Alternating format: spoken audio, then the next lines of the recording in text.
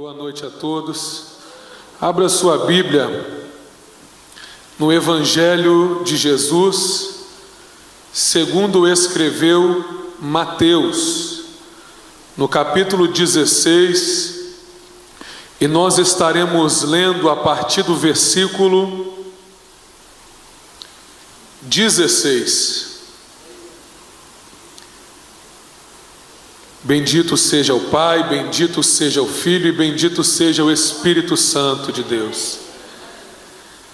Hoje me faço acompanhado da minha esposa, Sunamita. Levanta a mãozinha assim, amor. Ao lado dela está o meu irmão de sangue, porque todos vocês também são meus irmãos. Meu irmão de sangue, o Vitor. Amém? O nosso coração se alegra por essa oportunidade que temos de estar aqui junto com os irmãos, adorando o nosso Pai. Quem achou o texto sagrado, diga glória a Deus. Quem ainda não achou, diga aleluia e me espera. Todos acharam? Amém? O texto sagrado em Mateus capítulo 16, versículo 16 diz assim: E Simão Pedro respondendo disse: Tu és o Cristo, o Filho do Deus vivo. E Jesus respondendo disse-lhe: Bem-aventurado és tu, Simão Barjonas, porque não foi carne e sangue quem te revelou, mas meu Pai que está nos céus.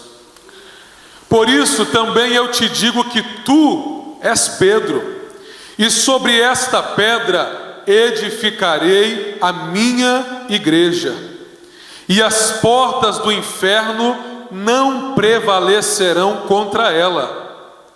E eu te darei as chaves do reino dos céus. E tudo que ligares na terra será ligado nos céus, e tudo que desligares na terra será desligado nos céus. Aleluia. Meus irmãos, nós por muitas vezes fazemos listas do que vamos fazer e do que não vamos. Nós vivemos hoje numa geração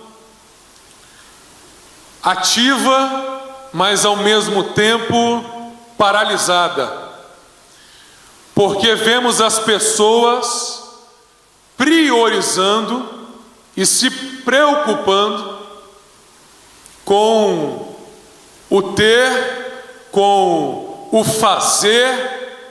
As pessoas criam disciplinas para estudar, para emagrecer, para fazer exercício físico, e tudo isso é muito bom.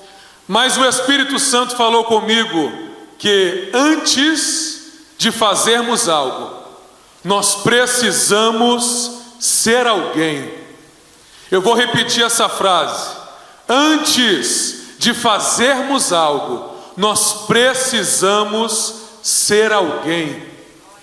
Se eu fosse colocar um tema na mensagem de hoje, eu colocaria o seguinte tema: identidade que gera autoridade e revela o propósito. Amém? A Bíblia nos diz que Jesus foi para as partes de Cesareia de Filipe, e quando lá chegou, ele interrogou os seus discípulos, dizendo: Quem dizem os homens ser o Filho do homem? Perceba que Jesus, ele tinha o interesse de saber o que os homens diziam ao seu respeito. É bem verdade que nós não podemos construir a nossa identidade nos baseando naquilo que dizem sobre nós.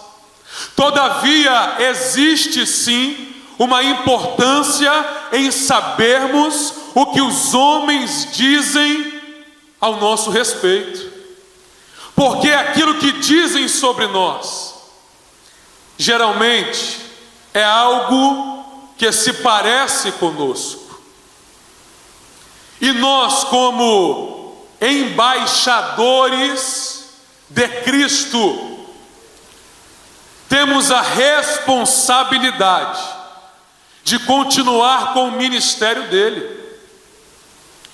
A palavra do Senhor vem nos dizer em 2 Coríntios capítulo 5, versículo 19 e 20, isto é, Deus estava em Cristo reconciliando consigo o mundo, não lhes imputando seus pecados, e pôs em nós a palavra da reconciliação, de sorte que somos embaixadores da parte de Cristo. Você que recebeu o Senhor Jesus como seu Senhor e Salvador, se tornou habitação do Espírito Santo, e dentro das tábuas de carne do teu coração estão escritas as leis do Deus Todo-Poderoso, ou seja, você carrega a própria lei de Deus dentro de você. Você é oráculo do Deus vivo, você é a Bíblia que o mundo lê,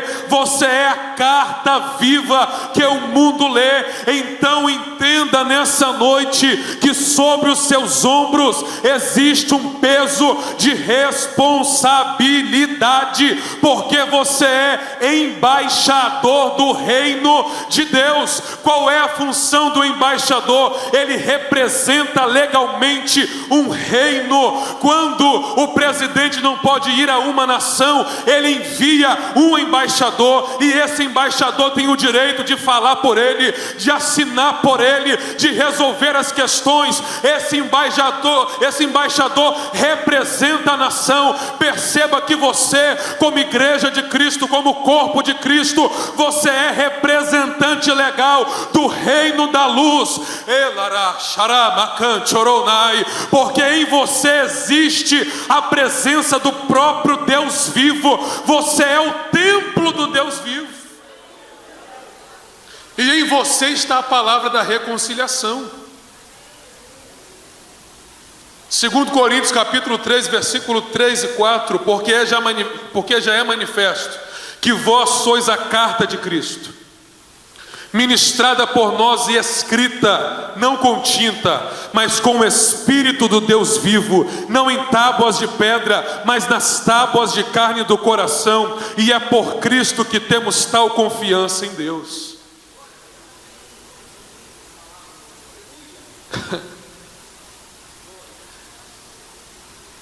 Atos capítulo 17, versículo 24 diz: o Deus que fez o mundo e tudo que nele há, sendo o Senhor do céu e da terra, não habita em templos feitos por mãos de homens. 1 Coríntios capítulo 6, versículo 19: ou não sabeis que o vosso corpo é o templo do Espírito Santo que habita em vós, proveniente de Deus, e que não sois de vós mesmos? Aonde você chega, o templo do Deus vivo chega. Aonde você chega, a presença do Espírito Santo chega. Aonde você chega, as leis de Deus, os oráculos do Deus vivo chegam também. Você é um representante legal de Cristo. Aleluia. O teu espírito é um só espírito com Ele, amém? Você é corpo dele, amém? Eu posso chamar o corpo do irmão Alessandro de um nome e a cabeça de outro nome? Quando o mundo olha para você, o mundo vê Cristo, porque você é um só espírito com Ele. Aleluia. Jesus vai dizer em João capítulo 9, versículo 5: enquanto estou no mundo, eu sou a luz do mundo. Agora,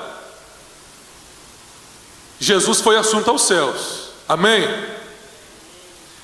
E ele disse assim em Mateus, capítulo 5, versículo 14, disse para os seus discípulos: vós sois a luz do mundo.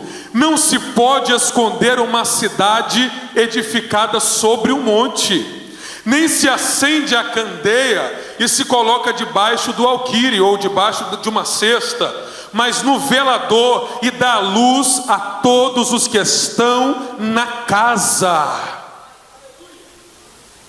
Jesus foi assunto aos céus, logo a igreja dele é a luz do mundo. Você é o luzeiro de Deus.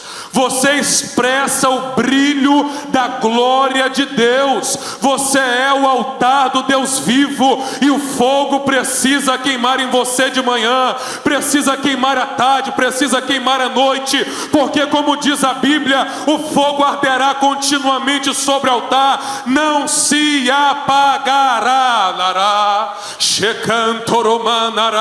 Você precisa acordar queimando já. Acorda adorando, acorda orando em línguas, acorda glorificando o Senhor, acorda bendizendo o nome dEle. Você precisa ir para o teu trabalho queimando, porque se não tiver fogo não tem luz. Tem que ter fogo queimando no altar para ter luz. Você é luzeiro de Deus.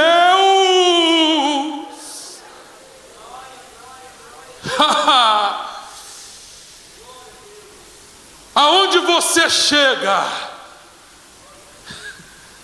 o fogo precisa ser constante. Agora o problema é que nós, por muitas vezes, não colocamos lenha no altar,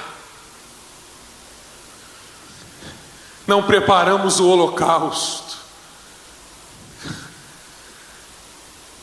acordamos em desespero porque temos que trabalhar e nem nos lembramos de quem somos. Por isso eu falei no início, antes de fazer algo, você precisa ser alguém. Você precisa entender e se apropriar e viver e fluir na sua verdadeira identidade. Porque se você é um professor, você não é um professor apenas. Você é um representante, um embaixador de Cristo dentro da escola. Você é a igreja do Senhor. Meu irmão, você é o luzeiro de Deus, é o altar que queima naquele lugar. Filipenses capítulo 2, versículo 15.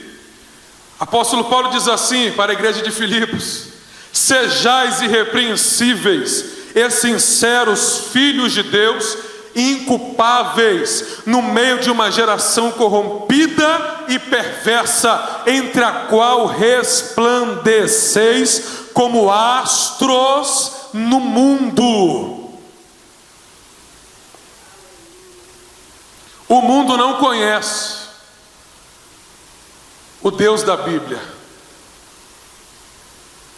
O mundo não conhece o Cristo ressurreto. Pode até conhecer de ouvir falar, mas não sabe quem Ele é. Agora, a pergunta que eu te faço é: como crerão se não há quem pregue? A pergunta que eu te faço é: você tem transmitido a essência de Cristo por onde você passa? Faça uma autoavaliação. Você se parece realmente com Ele? Você realmente é corpo dele? Ou seja, o corpo só faz o que a cabeça manda. Faça uma autoavaliação. Quem tem sido você? Os discípulos respondem dizendo: ah, Senhor, uns dizem que o Senhor é João Batista. Outros dizem que é Elias, já outros, Jeremias, ou um dos profetas. E por que a multidão, as pessoas que não conheciam Cristo na intimidade, diziam que ele era um dos profetas? Porque esses homens se assemelharam com Cristo. Esses homens se pareciam com Deus. Esses homens, eles emanavam a própria vida de Deus, a própria zoe de Deus, a própria essência de Deus. Eles eram representantes legais.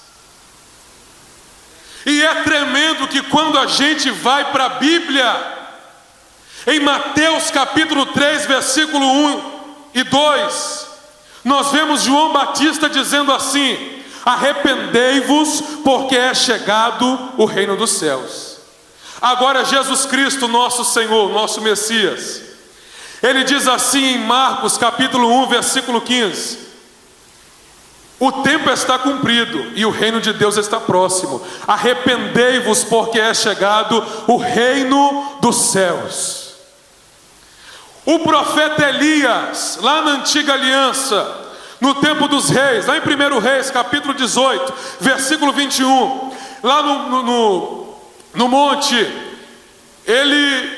Carmelo, ele chega para o povo e faz uma pergunta, dizendo: até quando cocheareis entre dois pensamentos?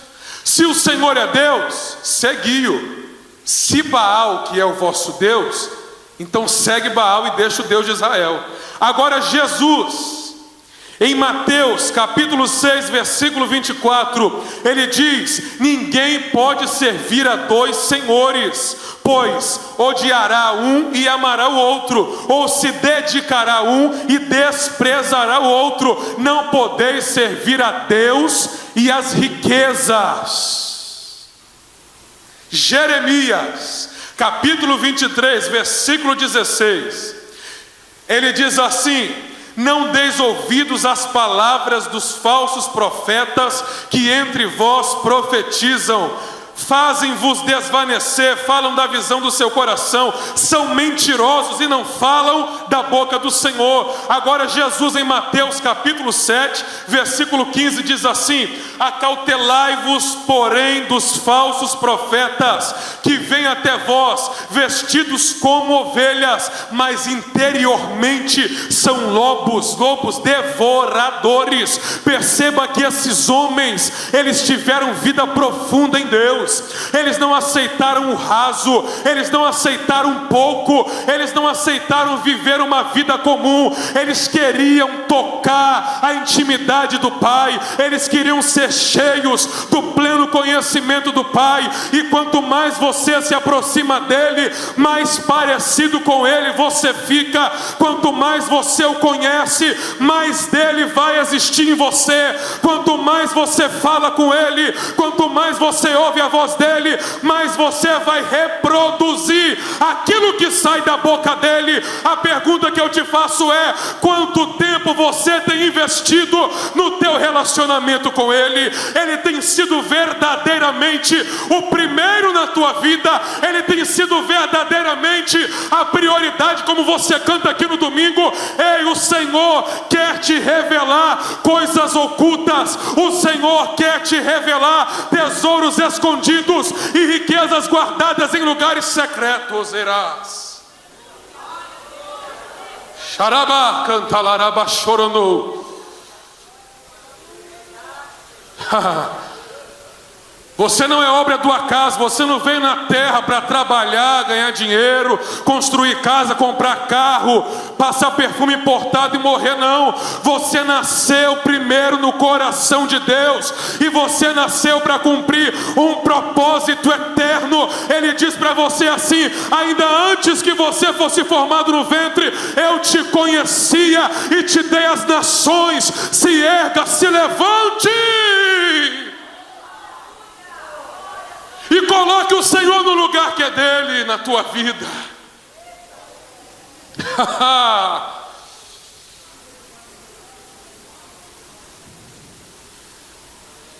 Tudo bem, eles podem até dizer que eu sou um dos profetas, porque eles não me conhecem na intimidade. E como os profetas se parecem comigo, falam o que eu falo, andam como eu ando, pensam como eu penso, eles podem até dizer que eu sou um dos profetas. Mas agora, e vocês? E vós? Quem dizeis que eu sou? Simão Pedro, sanguíneo, se levanta na hora, né? O sanguíneo é sempre o primeiro a falar. E ele responde: Tu és o Cristo, o Filho do Deus vivo. Eu quero que você entenda que um dos motivos da crucificação foi ele dizer que era filho do Criador.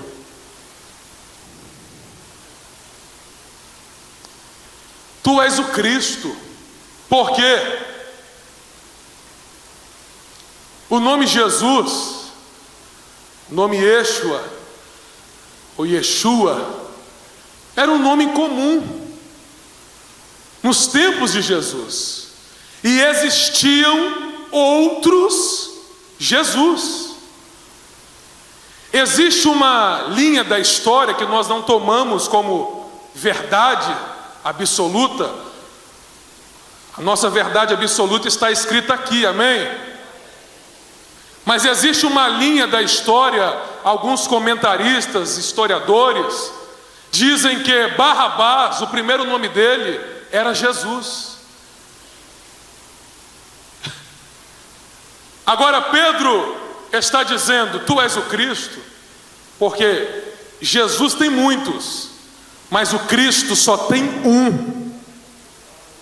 Cristo significa Redentor, Messias, Salvador, vem da palavra grega Kyrios, é o Senhor, é o que salva, é o que sara. Pedro está dizendo: tu és o Verbo encarnado, tu és a palavra de Deus, o Logos, que estava presente na criação, tu és o Deus encarnado que está no nosso meio, tu és o Kyrios, tu és o Senhor, tu és o Redentor, tu és o Messias, tu és o ungido, tu és o que salva.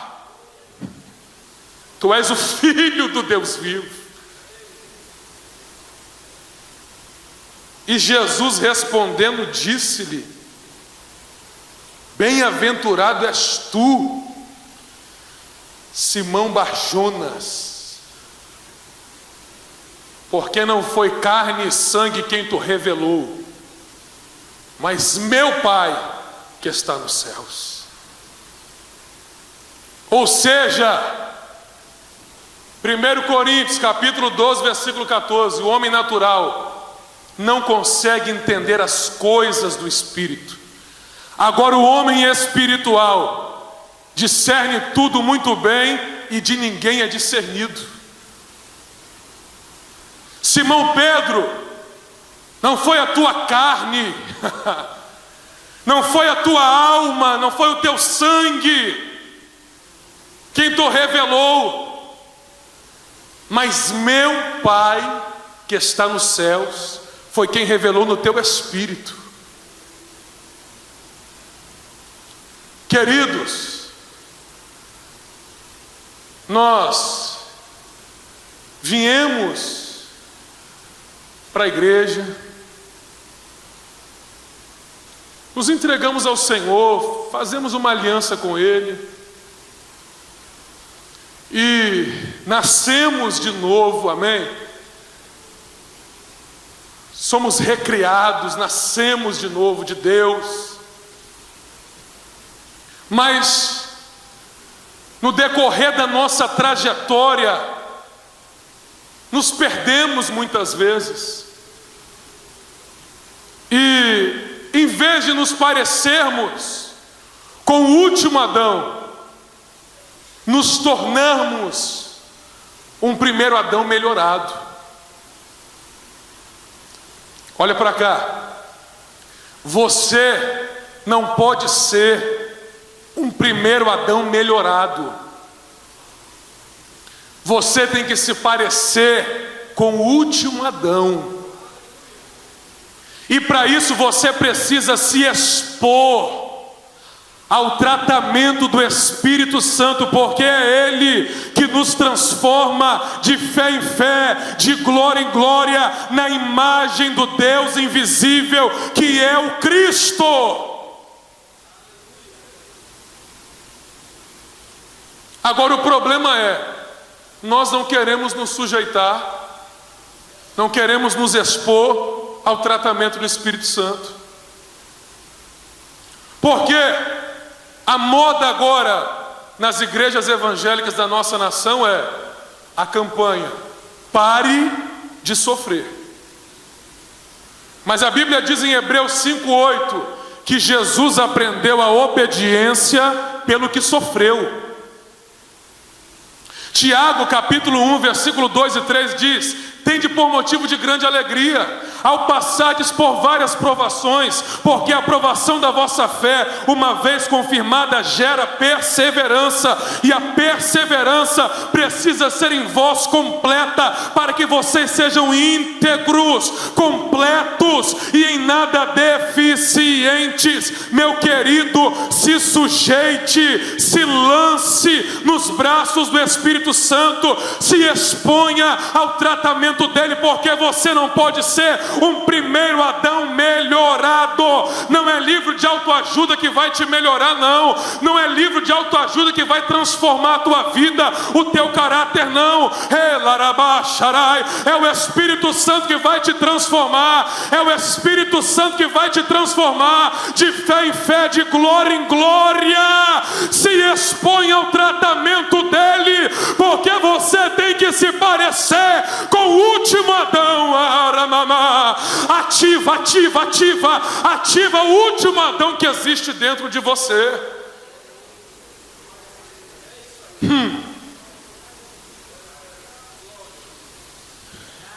Quando a Bíblia fala de Canaã, da nova Canaã, a Bíblia está dizendo de lugares dentro de nós que precisam ser conquistados, porque em Canaã existiam gigantes.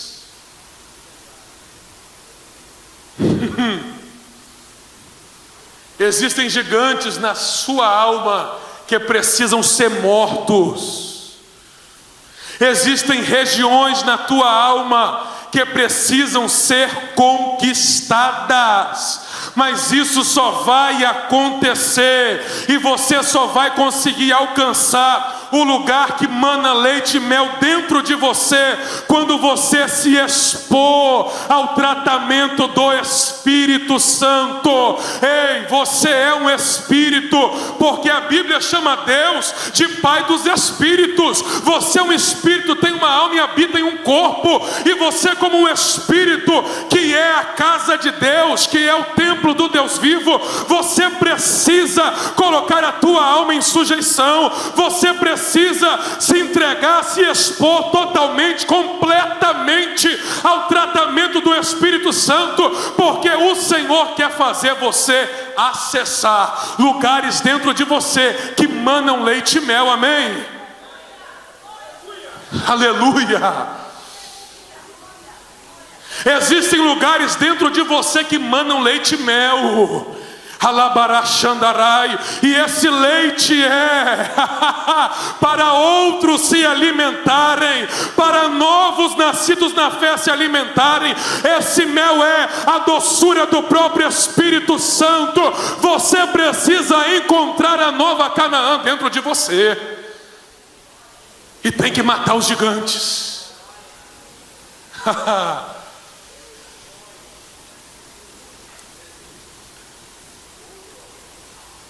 Pedro, eu sou o Cristo, e isto te foi revelado, não foi pela carne nem pelo sangue, nem pela alma, mas foi pelo Espírito. Agora eu digo que tu és Pedro, e sobre esta pedra edificarei a minha igreja. E as portas do inferno não prevalecerão contra ela. Pedro, que vem do nome Petrus, ou seja, é o mesmo nome. Petrus significa fragmento de pedra. Nós sabemos que Cristo é a rocha eterna. E é incrível quando nós vamos para a história,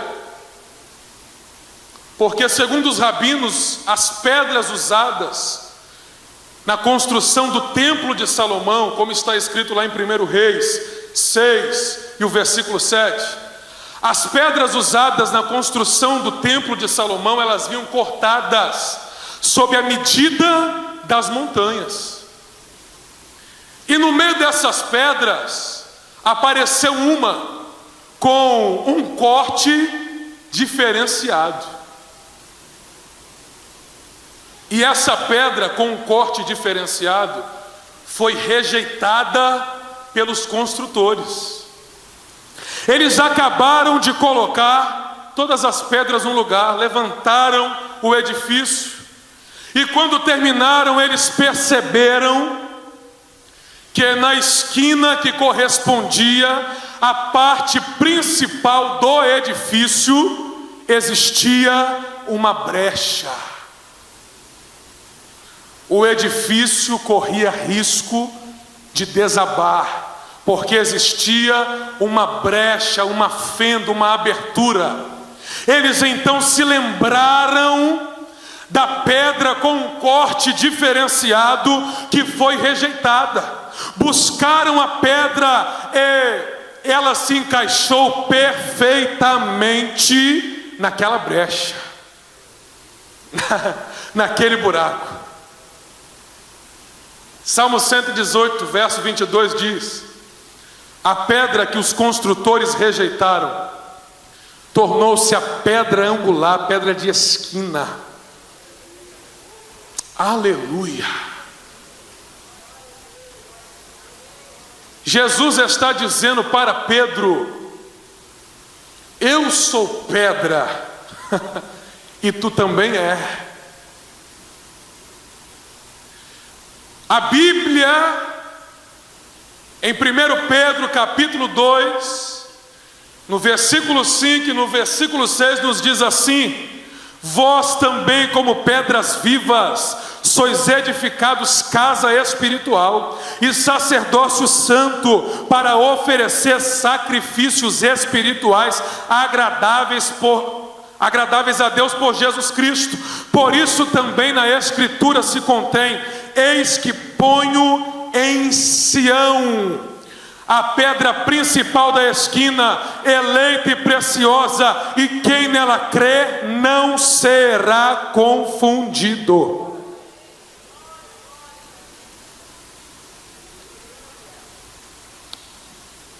Pedra, no hebraico,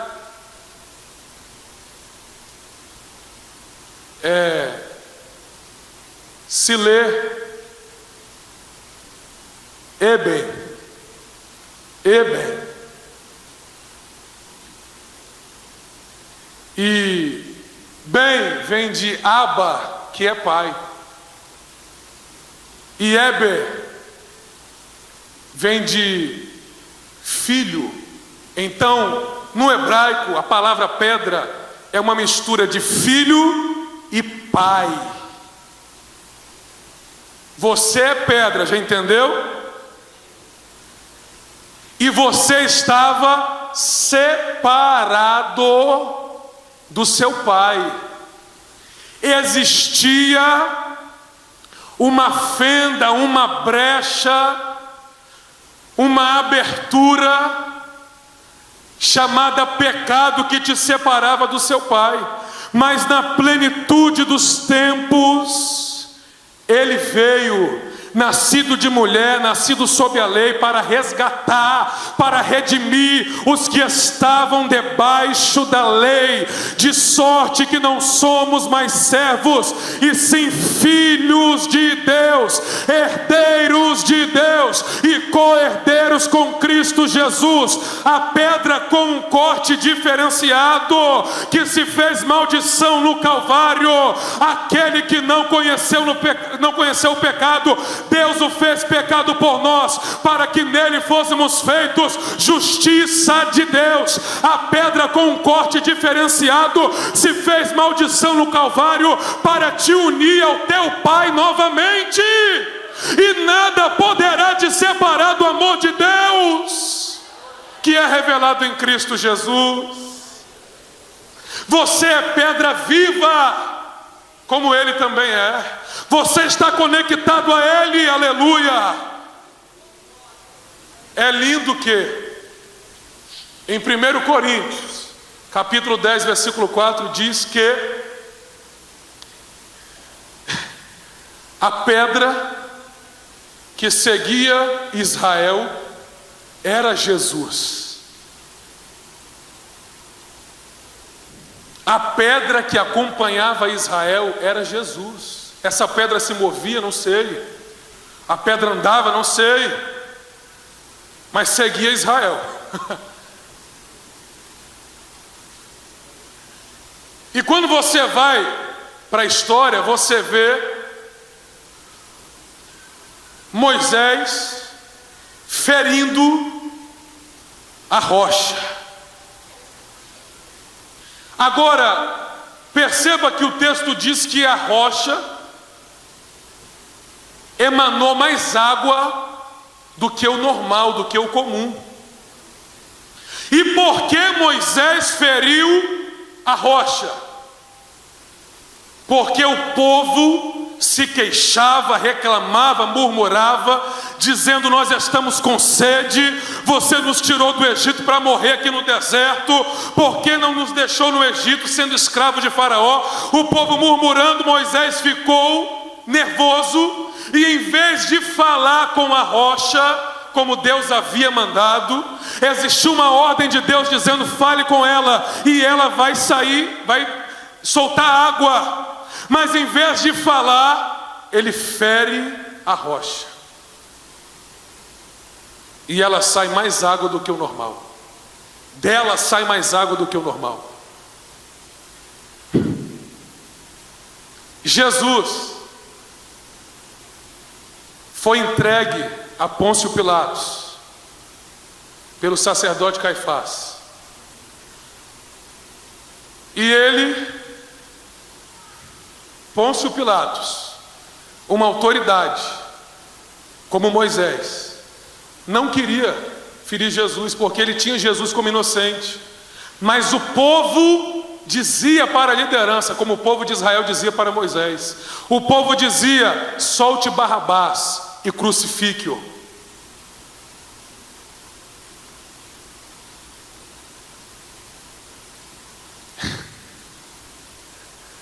Jesus, quando é ferido, quando é imolado pela autoridade, porque o mundo, as autoridades, as pessoas não sabem pedir água para beber, eles têm sede, mas eles não sabem pedir água. Sabe o que eles fazem? Eles ferem a rocha, eles ferem a pedra. Você é pedra viva. Então, quando você for ferido, você é uma pedra viva, idêntica a Cristo. Então, quando você for ferido, de você precisa sair água, e tem que emanar vida, tem que emanar mais água do que o normal. Perceba que você carrega o próprio rio de Deus dentro de ti. A Bíblia diz que é um rio cujas correntes alegram a cidade de Deus, o santuário das moradas do Altíssimo. Quem é a cidade de Deus? É você.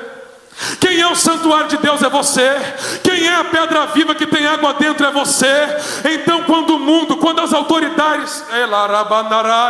as autoridades te ferirem, de ti precisa emanar água, de ti precisa emanar vida, de ti precisa sair água para matar a sede do sedento, para limpar e purificar a vida do pecador. Amém? Repara no que eu grito a si mesmo. Nasci na Assembleia de Deus, tá, gente? Hoje eu não reúno mais na Assembleia de Deus, mas eu nasci e fui criado na Assembleia de Deus, então a gente é acostumado a gritar, desde criança. Não fica espantado não. Aleluia. É o fogo que arde. Tem gente que quando o fogo arde chora, né? Eu acho muito bonitinho quem fala manso, tranquilo. Olhe para aquela Ana Paula Valadão, aleluia, coisa linda. Eu não consigo, gente, eu tenho que gritar. Parece que tem um negócio aqui dentro que se eu não gritar eu vou explodir. Aí é por isso que eu grito, entendeu? Aleluia, mas me ajuda aí.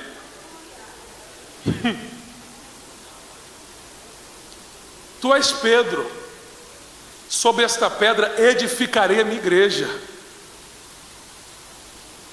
e as portas do inferno não prevalecerão contra ela. É triste a gente ver filho de Deus com medo do diabo. É triste a gente ver crente em Jesus, velho, e tem. Esses dias mesmo eu fazia empadão lá em casa, estou fazendo empadão, e estou ali orando, falando com o Senhor, jejuando. O telefone toca. Uma irmã que me conhece desde criança. Eu era da mesma sala na escola que o filho dela, e também era da mesma classe da igreja. Ela me diz assim: meu filho, seu amigo está endemoniado. Eu amarrei ele na cama com corda, eu e o pai dele. Mas o pai dele está ligando para a polícia para levá-lo para o hospício. Só que eu sei que não é caso psiquiátrico, é demônio. Eu falei, mas o pai dele não acredita. Eu, não, tudo bem, a gente vai aí, vou orar. Tirei uma palavra, e a palavra que saiu foi o jovem lunático. E é tremendo que nessa passagem Jesus pergunta para o pai do jovem lunático: você crê? Ele diz, eu creio. Você crê? Eu creio. Você crê? Aí ele diz, Jesus, me ajuda na minha incredulidade, me ajuda na minha falta de fé. O pai não acreditava que ele estava endemoniado. Falei, Senhor, se o Senhor me deu essa palavra, é porque é demônio mesmo, e eu vou. Cheguei lá, irmãos, aquele alvoroço, todo mundo chorando. O sangue de Jesus tem poder. Em cima do menino, o sangue de Jesus tem poder. E o menino babando, igualzinho o jovem lunático, babando. Parecia ser uma crise epilética, mas não era. Amarrado. Falei, solta ele. Não pode não, ele vai quebrar tudo. Vai não. Vai não, porque Jesus disse assim: no meu nome vocês pegarão nas serpentes Então eu dou comando, eu pego nela, amarro ela, faço o que eu quiser com ela. Porque Jesus me deu autoridade. Falei, pode desamarrar. Eu falei, eu te amarro agora. Te amarro, te paraliso em nome do Senhor dos Exércitos. Falei com ele, eu sei quem você é. Espírito lunático. Eu te dou um comando agora, solta a vida dele em nome de Jesus Cristo. Saiu na mesma hora. O menino começou a chorar, foi envolvido ali por uma grande emoção. Mas perceba que eles têm 30 anos de igreja. Senta no banco, ouve a palavra, lê a palavra. Eu falei, gente, o que está acontecendo com a igreja do Senhor? Você está assentado nas regiões celestiais em Cristo Jesus, bem acima de todo principado, bem acima de toda potestade, bem acima de todo governo que se nomeia na terra. Você está sobre todas as coisas. Jesus colocou a igreja sobre todas as coisas. Lucas 10:19 diz: eis que vos dou poder para pisar em serpentes e escorpiões e sobre todo o poder do maligno, e nada vos causará dano. Você acha que quando Deus diz que do ventre da mulher sairia aquele que pisaria a cabeça da serpente, Deus estava falando apenas de Jesus? Não, querido. Ele falava de você. Ele falava de você. O meu filho vai sair do ventre da mulher e ele vai receber autoridade em Cristo para pisar na cabeça da serpente. Satanás é um cão morto, porque a obra da cruz é perfeita e acabada, e nós executamos apenas aquilo que Cristo fez na cruz. Você é igreja do Senhor, e as portas do inferno não podem prevalecer contra a tua vida. Não aceite menos que isso, porque você é a autoridade de Deus na terra.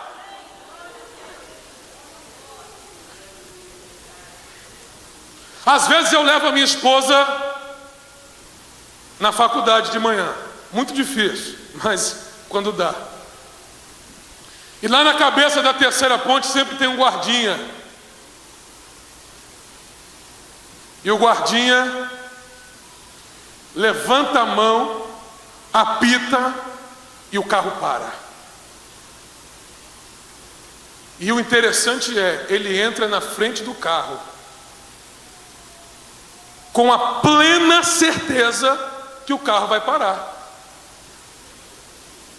Ele precisa dizer que ele é guarda, eu sou guarda.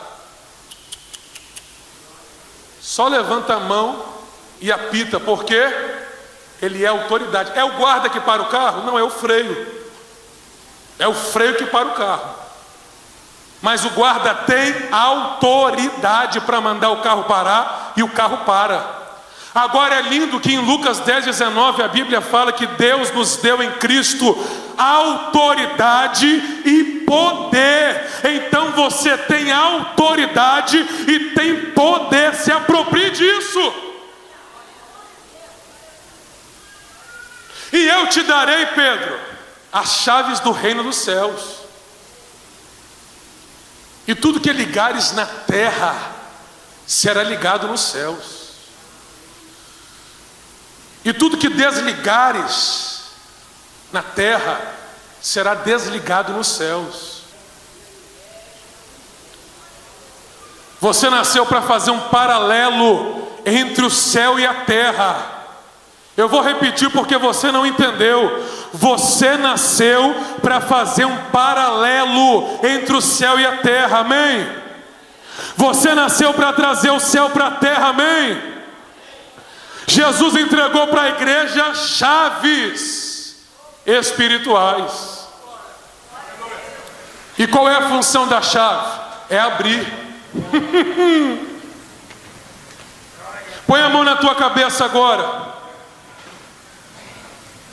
e diz assim: o Espírito do Senhor Deus está sobre mim. porque o Senhor me ungiu para pregar boas novas aos mansos. Enviou-me a restaurar os contritos de coração e a proclamar a liberdade dos cativos e a abertura de prisão dos presos. Você tem a chave que abre na tua mão. Sharama Kantoro no Manai. E a partir de hoje você vai sair daqui abrindo prisão, amarrando o valente, porque com você vai o mais valente.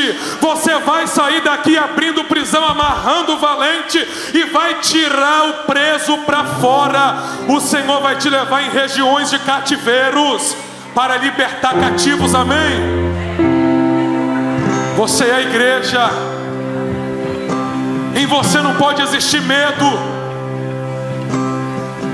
Em Cesareia de Filipe existia um templo gigantesco feito para um tal do deus grego, que é um falso deus, o deus Pan. E Cesareia de Filipe também é conhecida como Banhas. Por quê? No tempo helenístico, os gregos dominaram essa terra e ergueram um templo para esse tal do deus Pan, que é conhecido como Deus assustador, que assusta pessoas em escuridões. A palavra pânico deriva desse deus Pan. Ele é conhecido como Deus do medo. Mas não importa qual é o nome dele, porque sobre nós existe um nome que é sobre todo nome. E o apóstolo Paulo escreve para o filho na fé dele, Timóteo, dizendo que Deus não nos deu espírito de medo, mas de poder. Eu vou repetir o que Paulo diz para Timóteo: Deus não nos deu espírito de medo, mas de poder, de amor e de moderação.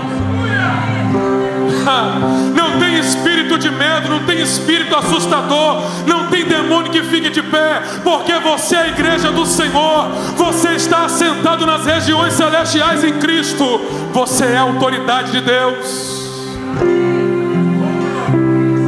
Eu quero que você agora profeticamente, já estou encerrando, eu sei que a hora já se foi. Eu quero que você agora profeticamente arranque da prisão, do cativeiro, aquela vida que era para estar aí do teu lado. Queridos, a natureza aguarda pela manifestação dos filhos de Deus. E nós como igreja não podemos nos acovardar. Use a autoridade que Deus te deu. Use a chave que está na sua mão. A igreja se esquece que tem chaves para abrir porta de prisões. A igreja esquece que tem chaves que abrem os céus. A igreja esquece que tem poder de transportar vidas do império das trevas para o reino da luz. Você não pode se esquecer disso.